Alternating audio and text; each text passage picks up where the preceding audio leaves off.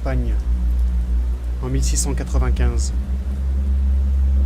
Au moment où une monarchie va s'écrouler, plusieurs phénomènes peuvent être observés.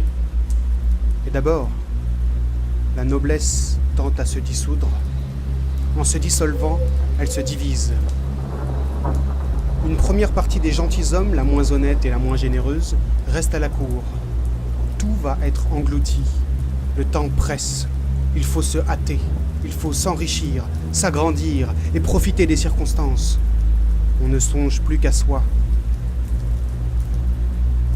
Chacun se fait sans pitié pour le pays une petite fortune particulière dans un coin de la grande infortune publique. On est courtisan, on est ministre, on se dépêche d'être heureux et puissant, on a de l'esprit, on se déprave et l'on réussit. Mais quand le jour de la disgrâce arrive, quelque chose de monstrueux se développe dans le courtisan tombé, et l'homme se change en démon. Ce serait Don Salluste de Bazan. L'état désespéré du royaume pousse l'autre moitié de la noblesse, la meilleure et la mieux née, dans une autre voie. Elle s'en va chez elle. Elle rentre dans ses palais, dans ses châteaux, dans ses seigneuries. Elle a horreur des affaires. Elle n'y peut rien. La fin du monde approche. Qu'y faire? Et à quoi bon se désoler? Il faut s'étourdir, fermer les yeux, vivre, boire, aimer, jouir. Qui sait? A-t-on même un an devant soi?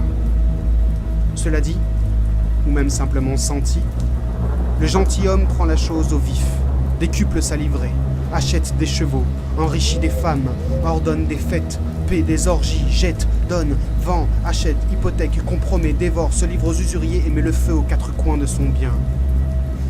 Il devient philosophe et il compare les voleurs aux courtisans. Du reste, bonne, brave, loyale et intelligente nature, mélange du poète, du gueux et du prince, riant de tout, alliant dans sa manière avec quelque grâce l'impudence du marquis à l'effronterie du Zingaro.